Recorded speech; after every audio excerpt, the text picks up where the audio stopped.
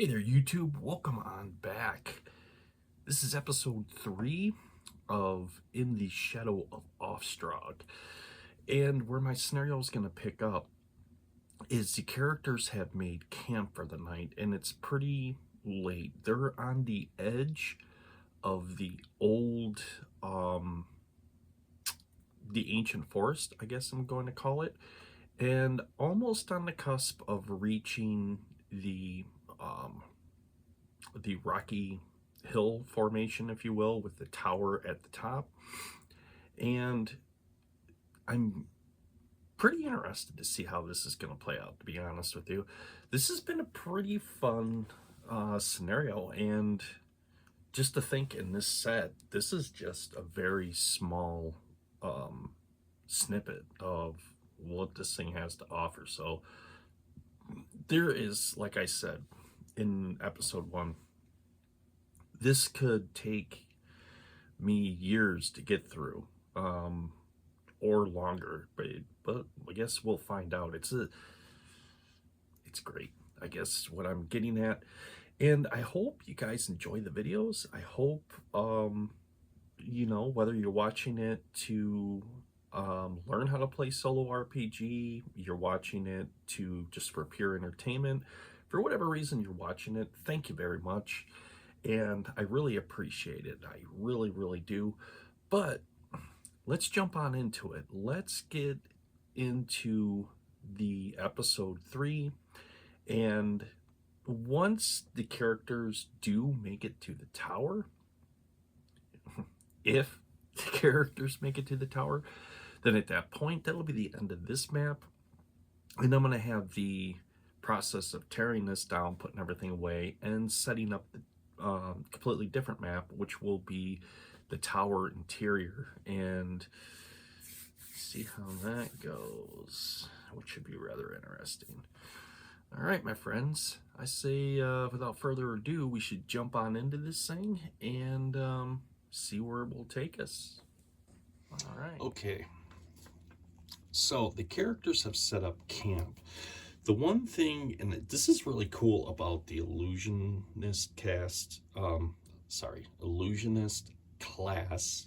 in Castles and Crusades, is the fact that the illusionist has the ability to cast first aid. And when a character lays hands upon a living creature, the minor healing spell magically bandages any wounds on the character's body, preventing further loss of hit points from bleeding. It prevents infections and cures 1d2 points of damage. No saving throw is needed when the spell is cast by a cleric or a druid. So this is pretty cool. So it's this point that my illusionist, Phineas U. Smith, is going to cast first aid on various Soul Seer, which is at 1 hit point. So he is going to cast the spell, and I'm going to roll d6, counting as the 1d2. So obviously 1 through 3 would be 1, 4 through 6 would be 2.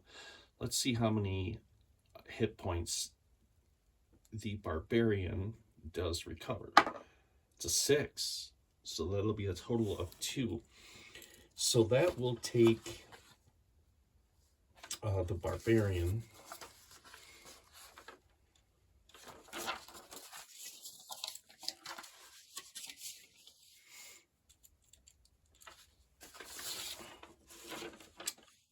from 1 hit point to 3.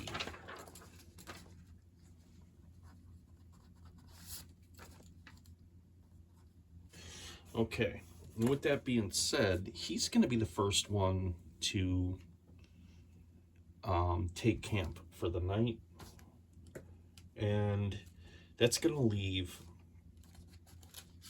various Soul Seers, the barbarian. He's out of the equation at this point. Phineas U. Smith, the illusionist, and Toril Elmhurst, the ranger. So we're going to see which one of them is going to take first watch. I'm going to go back to my percentile die, and let's see what is the higher of the two probability of who's going to take first watch. So we'll go with the Ranger first. He has 99%. That's going to be very hard to beat. And then we're going to have Phineas, the Illusionist, 85%. So I guess this time the Ranger decided, no, I'm taking first watch. Because the last time he's had the last watch, and both times they've been ambushed by gnolls. Okay, so let's see how the watch goes for him. Let's see if there's an encounter. Let's roll a percentage.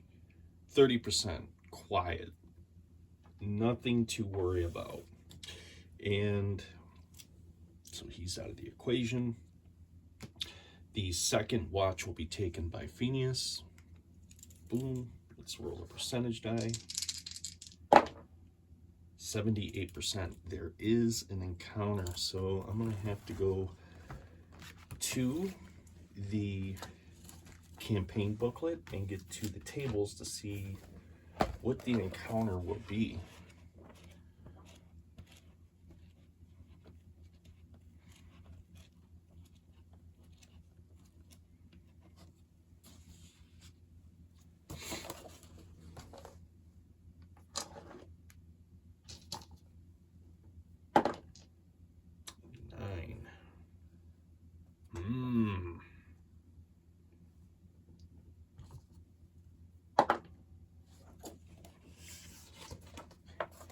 So,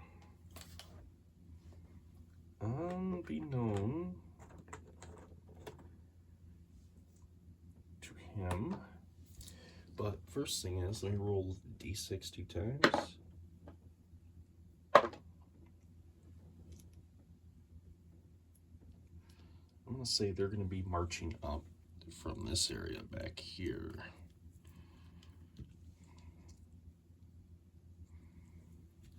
Should be a kobold band. Maybe we should have killed them the first time around,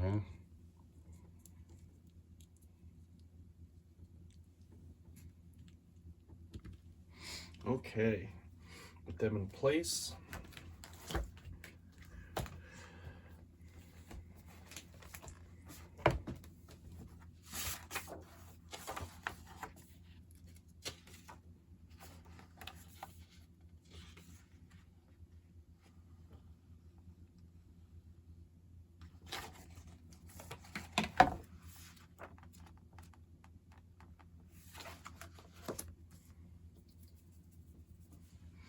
Okay. So they're a long ways off. They're about 100 feet off from the camp at this moment.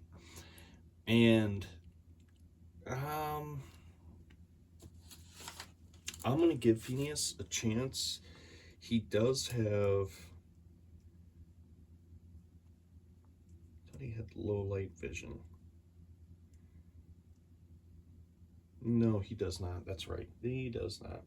So I'm going to roll a save versus a wisdom check to see if he hears and or can see anything. I'm going to say if he can hear anything moving in towards his position. It is going to be an 18 for the target number, and he's going to get a +1 for the attribute bonus.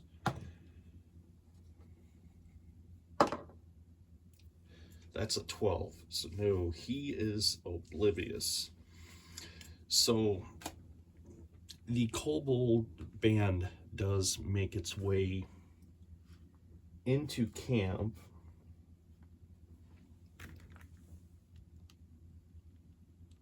And I'm going to put them right about here.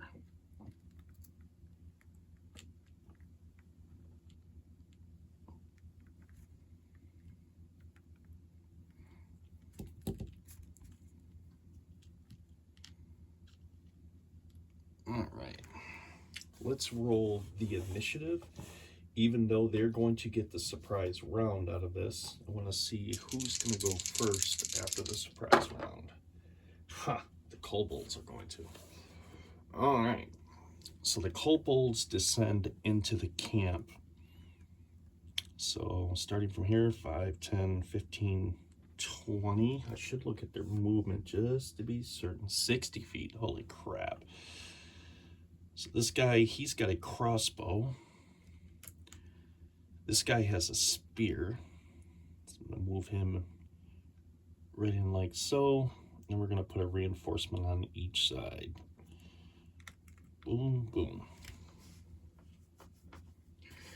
So Phineas is taken by surprise, and hopefully he survives this. The first one will be the kobold. This will be the surprise attack with the crossbow. Huh, 3. Oh, thank God.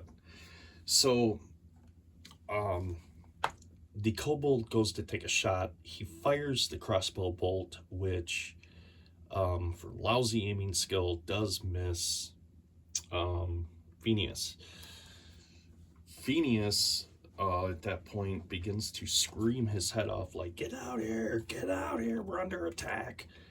Now, let's go back to the percentile dice, and let's see with the other 2 resting characters, Terrell Elmhurst, the ranger. Okay, 59%, so he woke up fairly quickly. Various Soulseer, 67%, but not before Various. So they are both awake, but before they can do anything, this kobold is going to move in with the spear. And that'll be an 11. Not quite enough. The other kobold is going to fire with the crossbow. A 19. Ooh. So to speak, the luck has just ran out.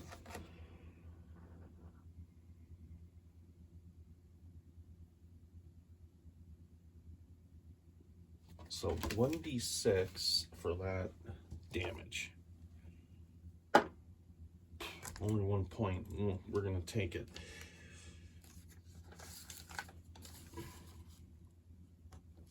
Use me to 7. This kobold moves up into here, throws the spear at Phineas. 10, which misses, and then this kobold will move into position right here. He is just completely surrounded. A 14. Ooh. Well, Phineas's AC is a 14. That is right dead on for his AC. The damage for the spear, I am sorry.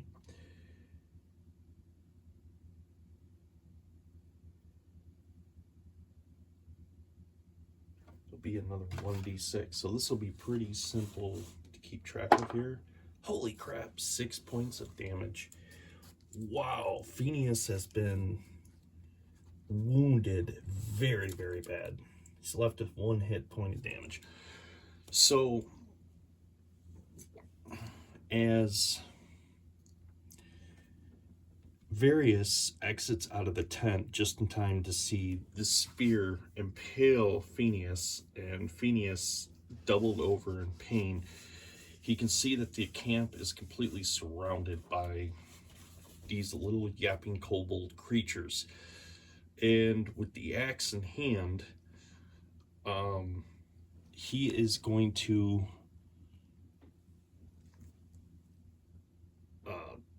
take a shot at the one with the crossbow first. Let's see, come on. And the kobolds have an AC of 15. Oh, right on the money, 15.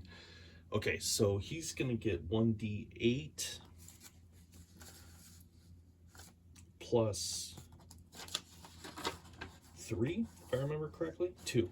1d8 plus 2.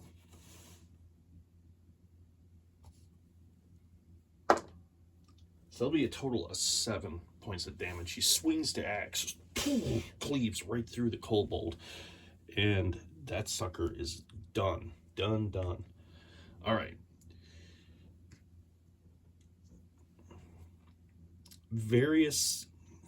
Not various. I don't know why I keep wanting to call my ranger various. That's the barbarian. Toril Elmhurst exits out of the tent, and just in time to see this kobold that has just gotten killed. He can see Phineas doubled over on the ground, and that they are completely surrounded by kobolds. He's going to draw his sword and prepare for battle. And with that, we're going to go into the next initiative round.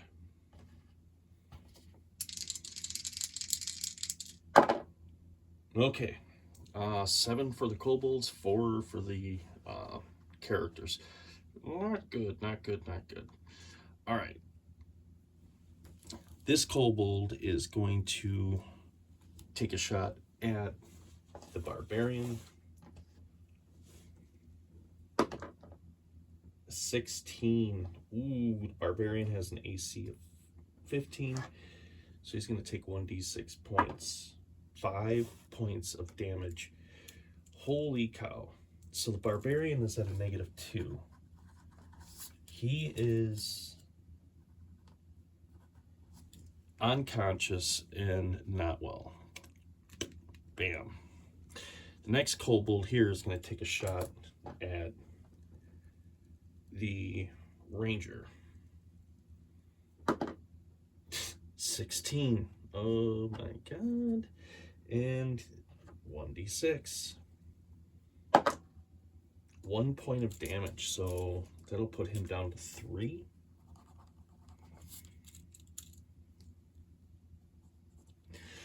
Last but not least will be Phineas, who is already in a very bad way. 17. Oh man. 3 points of damage. So both the barbarian and the illusionist are completely unconscious from their wounds at this point, leaving only the ranger to fend for himself. The kobolds make a loud yapping noise of almost delight that 2 of the 3 characters have been grievously wounded. Now it is the ranger's turn, and hopefully he can pull this off. The ranger, being outnumbered, he has no other choice with the sword drawn, is going to try to take that kobold out for starters. Oh man. So he's going to get a total of 11. That's not enough to hit the AC of the kobold, which is a 15. That is a complete mess. Back to the initiative round.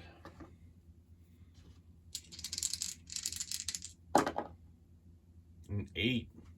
Thank God for small miracles. All right, come on. Give me a good roll here. An 18. Yes. So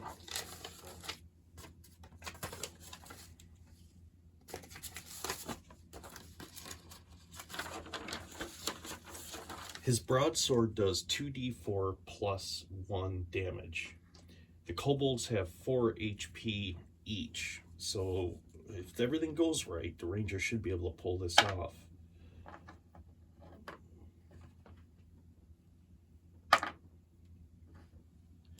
So swinging the broadsword, he is able to just completely devastate this kobold. He is gone, he is out. But the other 2 seize their opportunity to move in. This guy sneaking up from behind him is going to get a +2 to his attack roll. 17. Ooh. 1 point.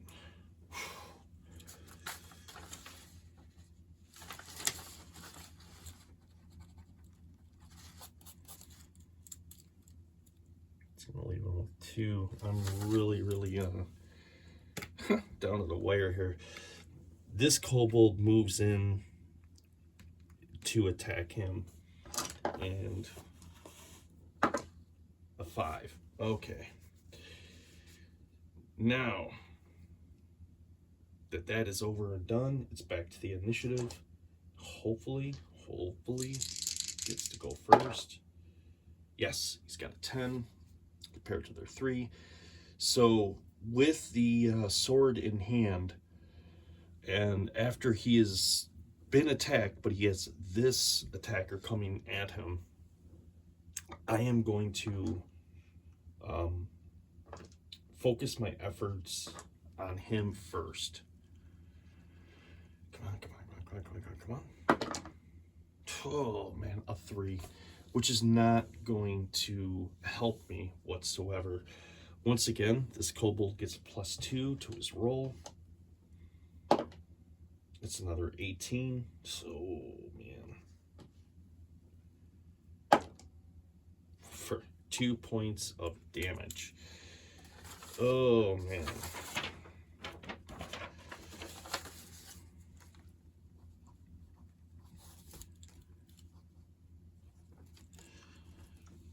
The last thing the ranger remembers is the spear impaling him as everything goes dark. All right. So now, pretty much a total party kill at this point, and sometimes this happens. But I'm going to leave it up to the percentile dice and see how this is going to play out, because I haven't even made it to the objective point, which is right here yet. I've been wiped out by kobolds, survived a giant spider, survived 2 attacks from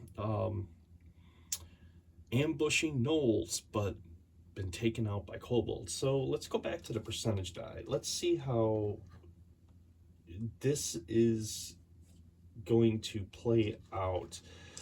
So first things first, do the goblins, I mean, the kobolds, do they intend,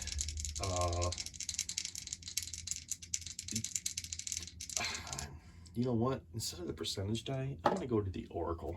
Sorry about that. I know I'm a little undecided here, but this is going to have a series of questions I do need some answers to. So first and foremost, do the kobolds intend to take us prisoner? That's the first thing. I rolled a 4. No. Do the kobolds intend to steal whatever they can from us? 13. Yes. But there's a caveat connected to it. 3. Okay. So the characters are unconscious. They're not dead. The kobolds perceived their little victory as the characters being dead. Now, here's the other question I need answering to. With the recent treasure that they have found, do the kobolds take all of it? 9. No. But I gotta roll on a subtable. Okay. So they take about half of the treasure that we have located, but the other half they were unable to find. And so that's good. At least we didn't lose all of our treasure, but we lost quite a bit of it. After that, the kobolds leave the camp area thinking we are completely dead at this point. Now, I want to see how many hours pass before, and this is going to be the ranger because he is least wounded, before he is conscious again. So almost a day before he opens up his eyes, and he is at 1 hit point.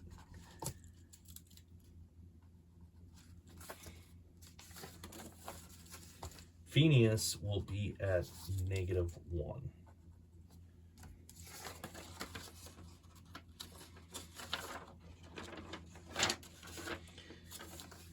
And Various will be at -1. They're nowhere near out of the woods yet.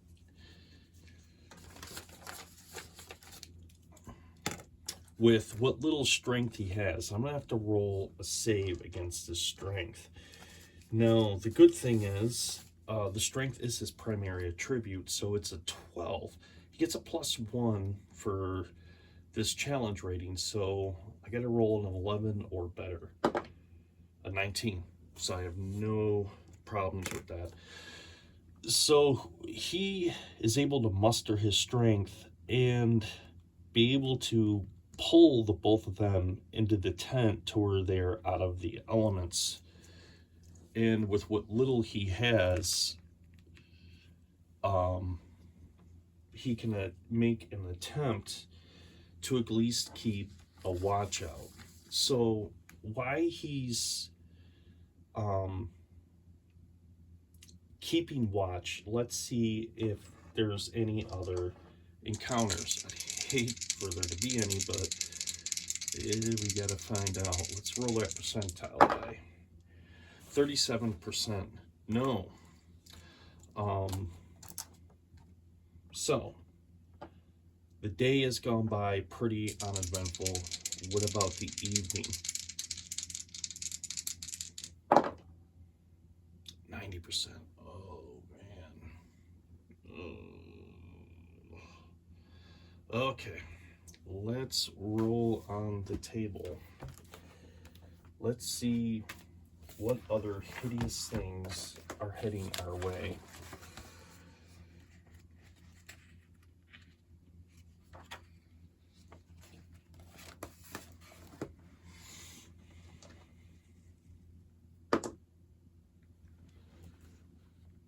Whew. Maybe drawn in by the scent of blood.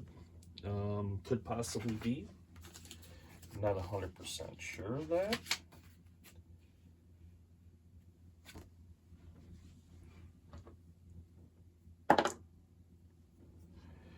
But one thing is for certain.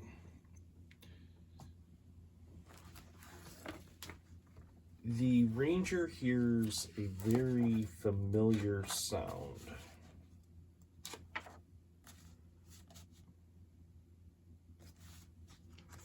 And that sound being the howl of a wolf.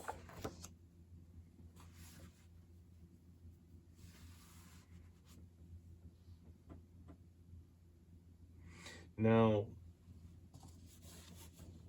rolling on the table, it's not a pack of wolves, it's a lone wolf, which those can tend to be far more dangerous.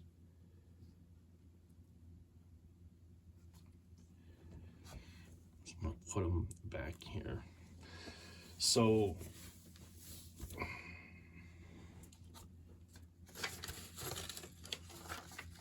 Toril Elmhurst, why he's, oh, I forgot to update his hit point. I'm going to do that right now because he is now, this is going into the full next day. He's going to have 2 to recover. He hears the cry of the wolf, and instinctively, obviously, he knows what to do. He takes the bow out, knocks an arrow, and he's going to go into the direction where he hears the wolf, and I'm going to roll a wisdom save. Target number is going to be 18, and I'm going to actually get a +2 to this to see if he can at least spot and see where the wolf is at, because this is the evening time. So I rolled a 16, plus 2 is an 18. So he is able to make out the silhouette of the wolf as the wolf is heading in to where he is at. Now I'm going to go to the initiative round. I want to see who goes first. Ooh, it's going to be the wolf. So he's drawing his bow back and trying to get a bead on the wolf, but the wolf is just a little too fast for him. It has a movement of 50 feet, so 5, 10, 15, 20, 25, 30, and comes charging in at Toril Elmhurst.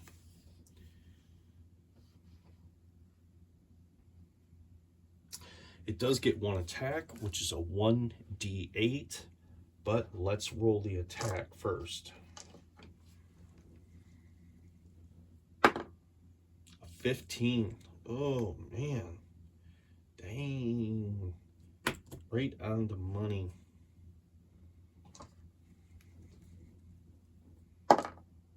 Three. Okay. The wolf, yeah, attacks him, and he is successful. He has been knocked unconscious this round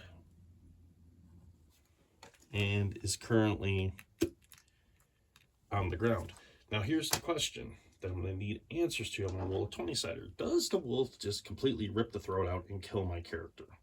A 20. That's a definite yes.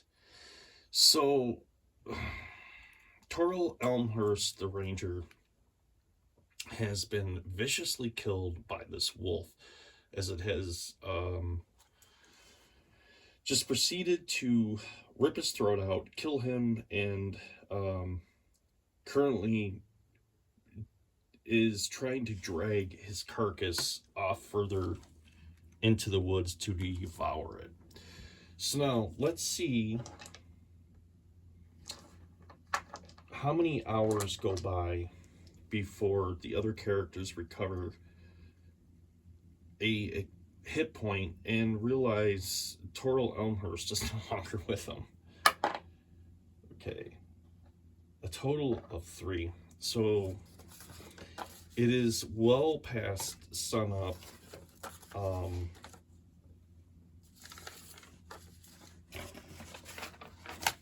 Both various Soul Seer and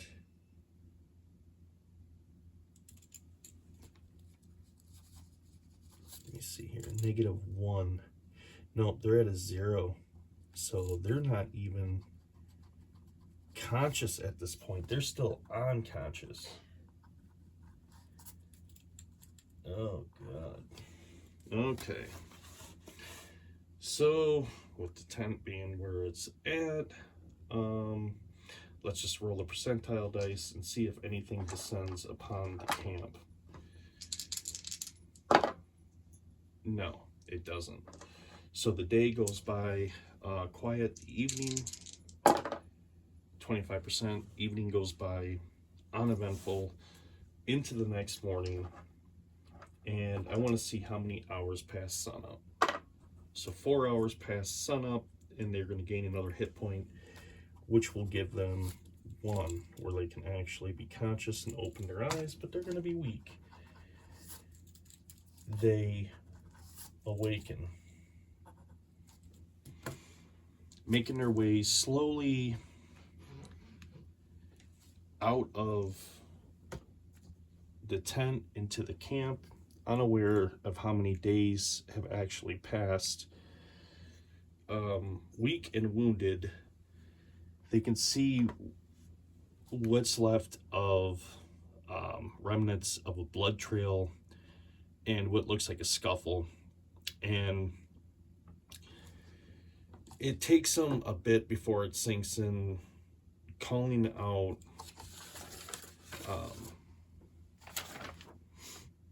Toril Elmhurst's name, that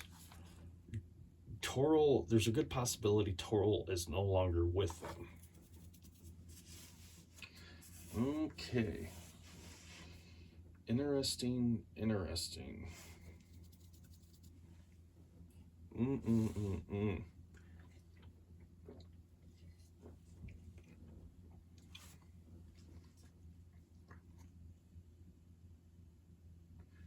So, with both of them being extremely weak, it's probably not a good idea to venture too far from the camp. And I'm going to just roll a percentage die.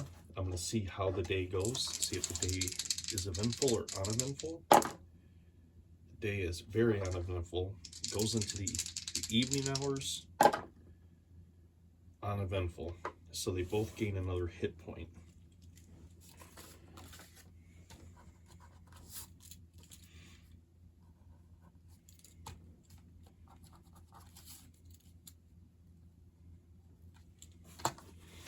So the next day,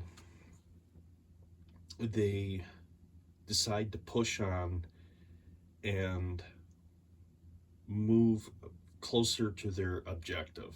Of course, they're pretty upset. One of their comrades is gone, and they have no idea what has happened to him. And after a full day of waiting at camp and without him returning, it only reinforces into their mind that something had happened with the encounter with the kobolds, and they speculate that the kobolds probably tortured him to death and drug him off. And, well, they're not too happy with that, and they vow vengeance against them. But regardless, they push on and begin to make their way to their destination point.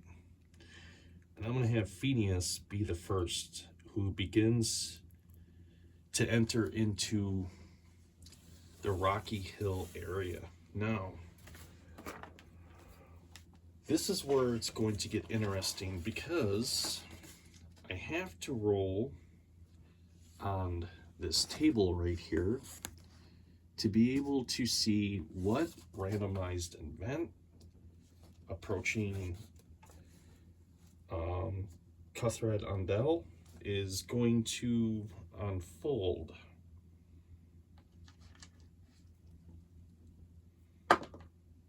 Three. Okay, a ghostly horn sounds, causing fear as if a 7th level cleric has cast the spell. So, first things first, let's go and look up the effects for fear and what fear can do.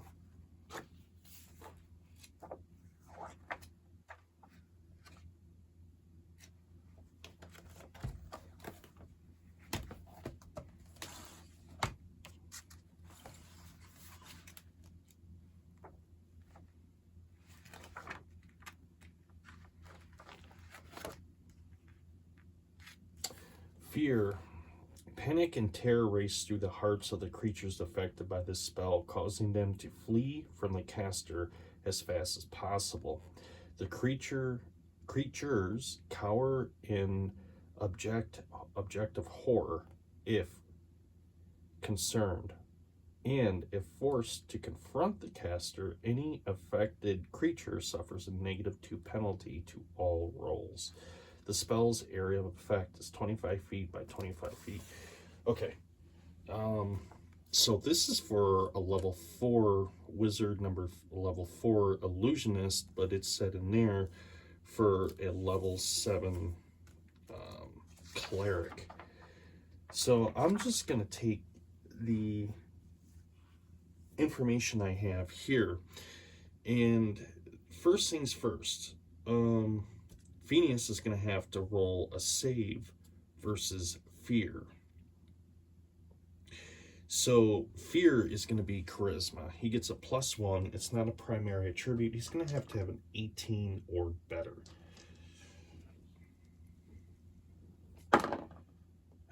A 7, 8. No, he is overcome with fear. And now the barbarian is +1 to his attribute. Rolled a 2, 3. Both of them are overcome with fear. And despite the events that have just happened with their companion, him being missing, and now this, both of them turn and flee the area as quickly as they can. It doesn't take them long to arrive back to where their camp area is and to regroup for a moment, I should say. But let's see how many hours have passed since that event. 4. So it's going into the afternoon hours. They have returned to the camp and are rethinking what they should do at this point. So I'm going to leave this up to the Oracle to answer this question. Instead of me answering this myself, I want to put a little bit of uncertainty into this. Do the characters decide to stay, or are they going to flee? So I'm going to ask the question, do the characters flee this area and just forget about this altogether? Let's roll a 27. 7. No, they don't.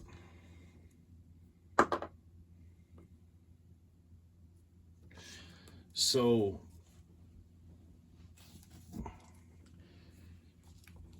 Phineas comes to the realization that what had happened to them was not natural or a natural sound, and it had to be something with some kind of magical influence to it, if you will. And he convinces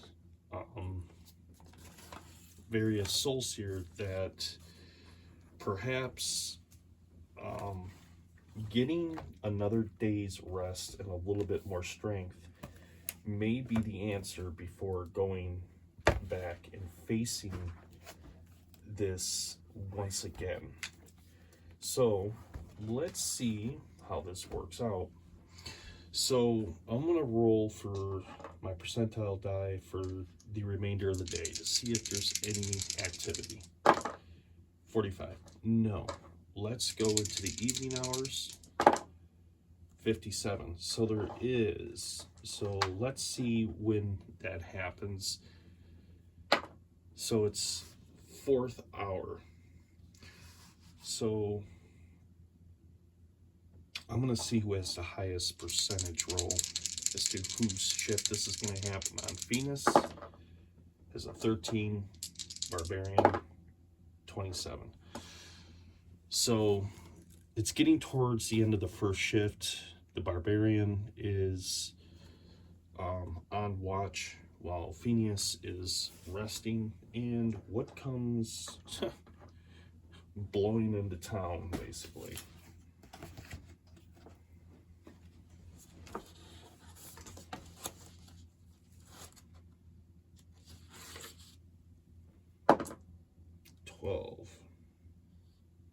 Oh, nice.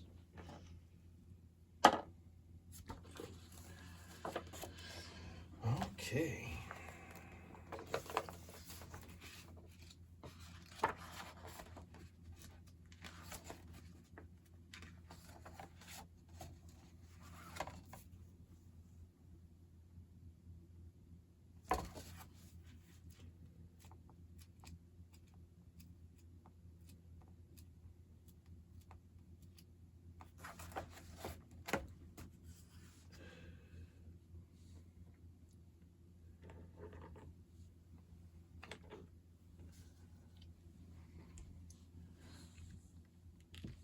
No, I want to see.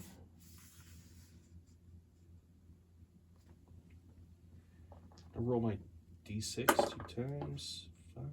5, 6. So they're 60 feet away from the camp currently. So 5, 10, 15, 20, 25, 30. So I'm going to put them back here. I'm going to say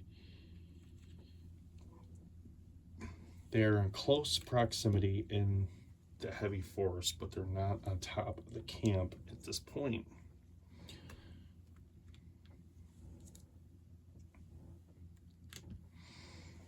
Now, here is the question. Are the goblins,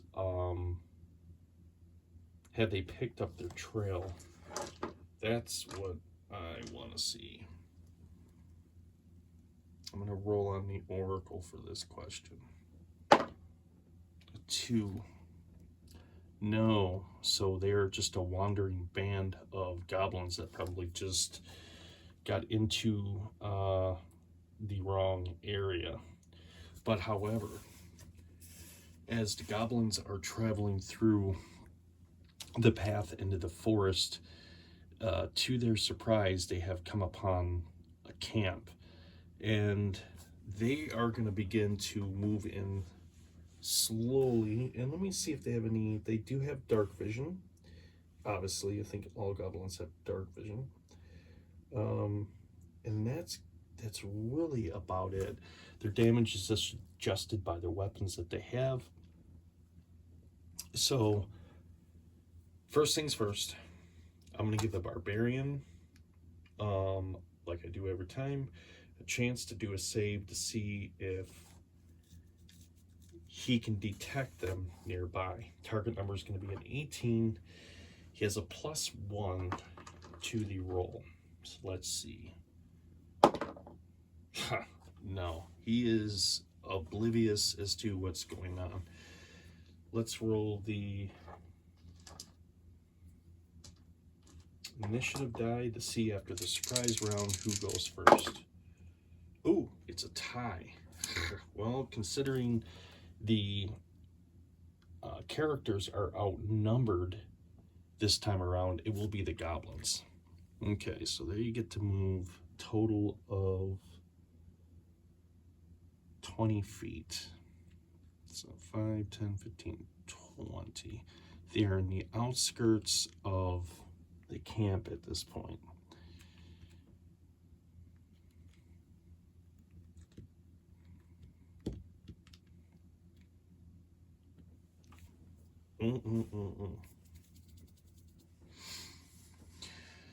Alrighty.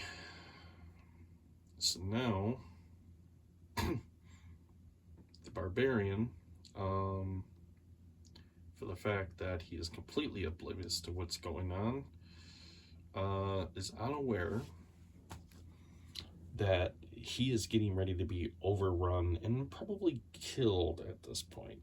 But we shall see. We shall see. Okay. That was their first move. And let's roll the initiative again, just to see. Okay. It'll be the characters going first this time around. And I'm going to give the barbarian another chance at the wisdom save. Hopefully he can roll high this time. Yeah. No, that would be a 6. Nowhere near it. He is still completely oblivious as to what's getting ready to go down. All right. The first goblin, 5, 10, 15, 20. And they all begin to filter in.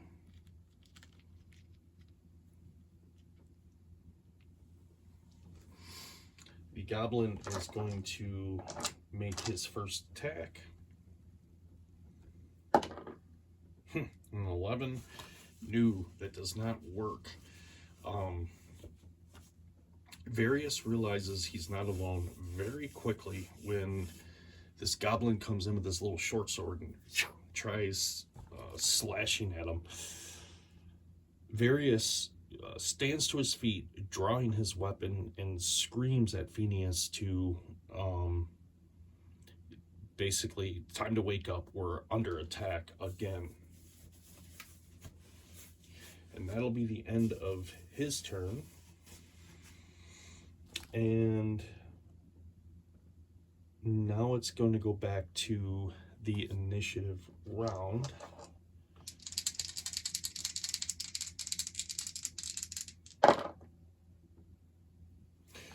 And it'll be the characters going first. So, as Phineas exits the tent, he can see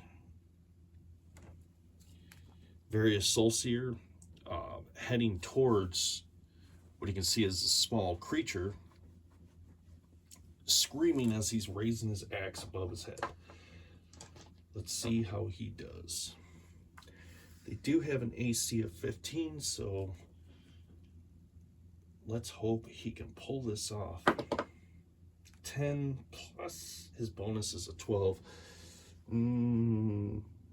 Not quite what he needs. So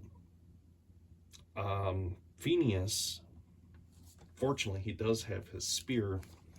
He's going to move up and take a hit at the goblin as well. Rolling a 3, he misses as well. Now it goes over to the goblins. The goblin, is he going to attack? We're going to move this back here a little bit, open this up a little bit. This goblin, is he going to go after the higher probability, 4 through 6, with the barbarian, the lower probability of Phineas? Let's roll a d6 and see. He's going to go after him. He moves up here. This next goblin moves in on him, and they have their reinforcements all moving into camp. All right, let's settle some combat. So this one first. A 6, which is a miss. The next one on the barbarian, it's a 19. Whoa, man. And of course, he's going to do 1d6 damage. He does 2 points of damage. Of course he does, rendering the barbarian unconscious. So he is out of the game. He is completely outnumbered. And let's see what the next attack. I'm sorry. Yeah, no, that's right. He's going to get his attack now, which will be a 2. That is a complete miss. All right, back to the initiative round.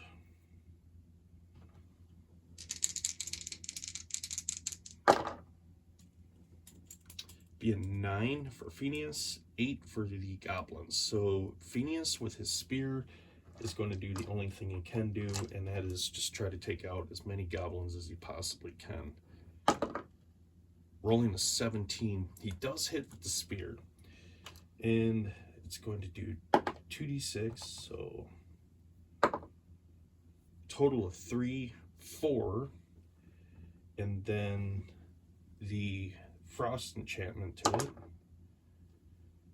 which will be another point of damage. So he doesn't kill the goblin, but he leaves him with 1 hit point. He's very, very wounded. He just... And I'm going to mark that with a die so I know how many hit points he has left.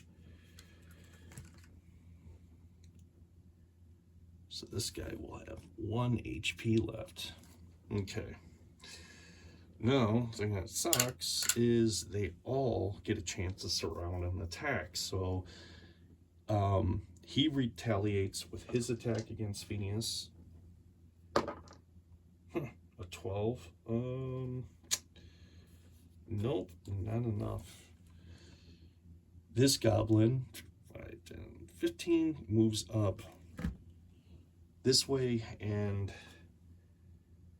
attacks the illusionist. Oh my god, this is horrible. 17, holy cow. for 2 points of damage, rendering him unconscious as well.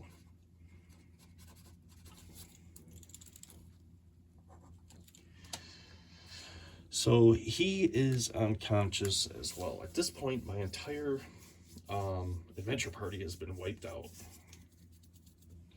Let's answer some questions here and see where this goes. So let's consult the Oracle. Do the goblins take them as prisoner? 11. No, they do not.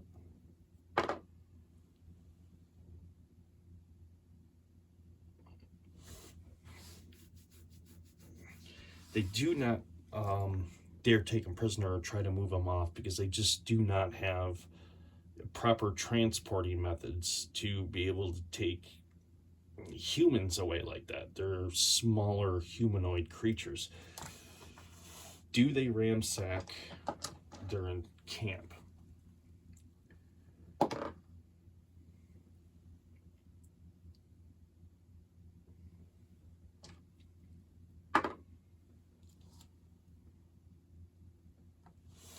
They do.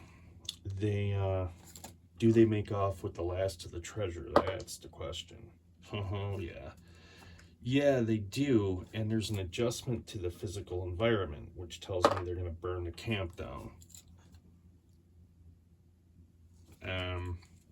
After they had cleared off with all their treasure and most of their valuable belongings, they decide to burn the camp to the ground and leave them to basically die.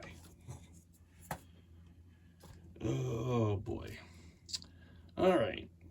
I think I'm gonna pick up a little bit later on. I'm gonna leave it here and let's see what's gonna happen to our characters, because they're pretty well in really bad shape, and they can't seem to catch a break no matter what they do. So with that being said, my friends, this is Artichoke Dip signing off.